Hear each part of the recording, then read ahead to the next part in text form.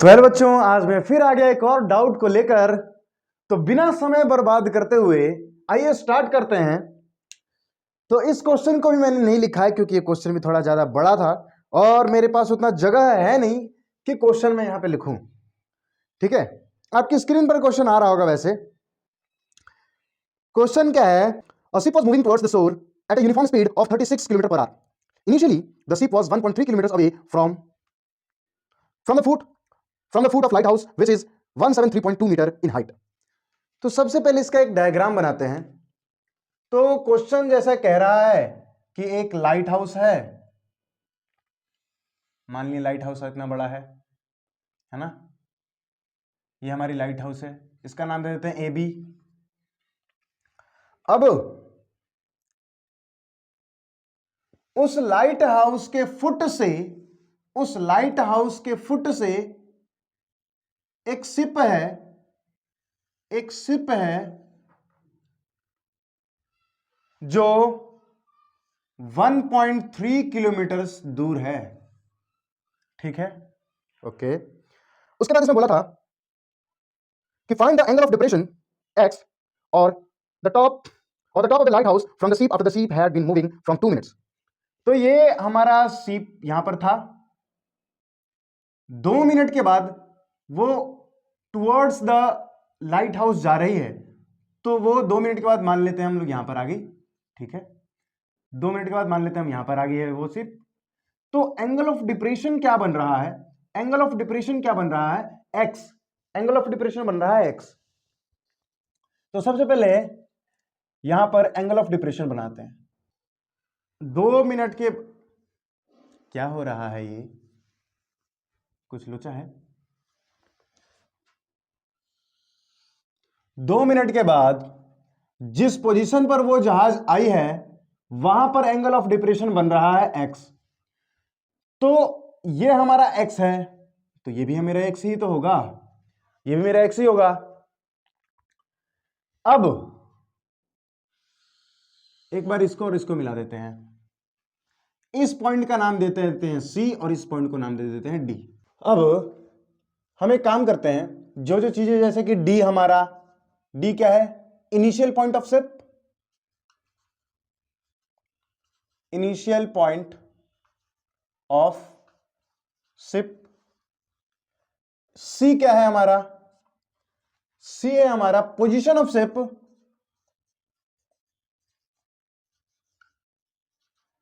Position of ship after 2 minute.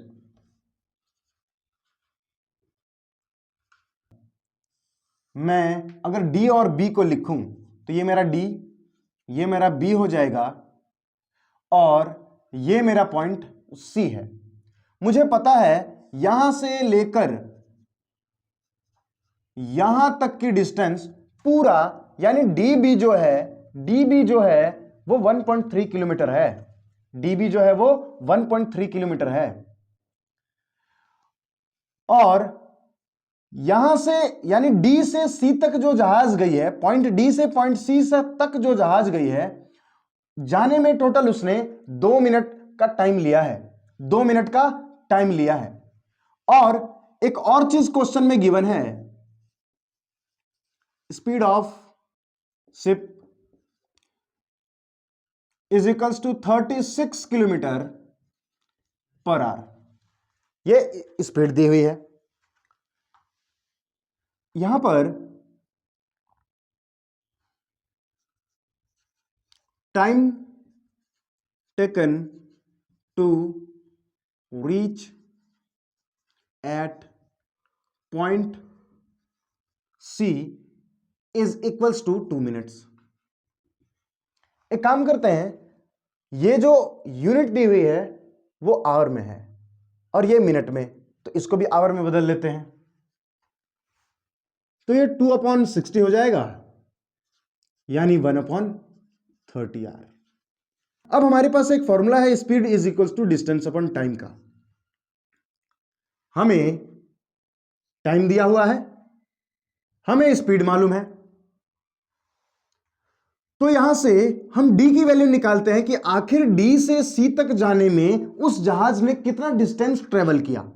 आखिर d से c तक जाने में उस जहाज ने कितना डिस्टेंस ट्रेवल किया, उसकी वैल्यू निकालते हैं। यहां से d बराबर मेरा हो जाएगा s इंटू टी हो जाएगा। अब डिस्टेंस निकालते हैं। Distance is equals to, speed है हमारा 36 और टाइम है हमारा 1/30। इसको हम लोग काटते हैं, 3 से अगर काटे तो 3 दहा के 30 और 12 तिया 36, यानी इसकी वैल्यू आ रही है 1.2 किलोमीटर। 1.2 किलोमीटर। टोटल बीडी था हमारा 1.3 किलोमीटर। टोटल बीडी था हमारा 1.3 किलोमीटर और डीसी हमारा आ रहा है 1.2 किलोमीटर। डीसी हमारा आ रहा है 1.2 किलोमीटर। तो बीसी कितना होगा? बीसी कितना होगा? बीसी 0.1 किलोमीटर, और 0.1 किलोमीटर किसके बराबर होगा? 100 मीटर के। उस चीज को लिखना पड़ेगा यहां पे। dB is equals to 1.3 kilometre. dB को मैं क्या लिख सकता हूं? DC plus CB is equals to dB। DC हमारा अभी अभी हमने निकाला, DC हमारा अभी अभी हमने निकाला कि 1.2 किलोमीटर ये है। CB is equals to dB। dB की वैल्यू अभी हमें पता है 1.3। तो यहां से CB बराबर हमारा आ रहा है, इसमें से माइनस हो जाएगा तो 0.1 किलोमीटर। इसको अगर मैं मीटर में कन्वर्ट करूं तो ये 100 मीटर हो जाएगा। ये 100 मीटर हो जाएगा, यानी CB की वैल्यू हमारी 100 मीटर आ गई। अब आते हैं इस ट्रायंगल के अंदर। अब आते हैं इस ट्रायंगल के अंदर, ट्रायंगल ABC के अंदर। In triangle ABC, in triangle ABC, इस वाले ट्रायंगल के अंदर हमें पता है कि ये वाला एंगल x है, एंगल ये x है, एंगल ये वाला एंगल x है। तो यहां पे अगर मैं 10x लगाऊं तो 10x क्या होता है? Perpendicular upon base. Perpendicular upon base. Perpendicular यहां पर क्या है? AB। परपेंडिकुलर क्या है हमारा? AB। और बेस क्या है हमारा? BC। बेस है हमारा BC। BC हमने अभी अभी निकाला 100 दिया हुआ है। BC हमने अभी अभी निकाला 100 दिया हुआ है। और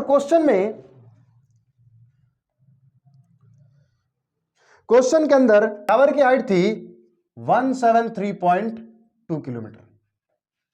सॉरी, ये मीटर में था, ये मीटर में दिया हुआ था, है ना? ये मीटर में दी हुई हाइट। तो ये AB की वैल्यू ही तो है 173.2। यहां से 1.732। तो यहां से हमने क्या देखा कि 10x की वैल्यू आ रही है 1.732। ये 10x की वैल्यू आ रही है। और क्वेश्चन में हमें एक चीज गिवन दिया हुआ है, और होता भी है कि √3 इज इक्वल्स टू, तो खैर यहां पे नहीं बोलेंगे,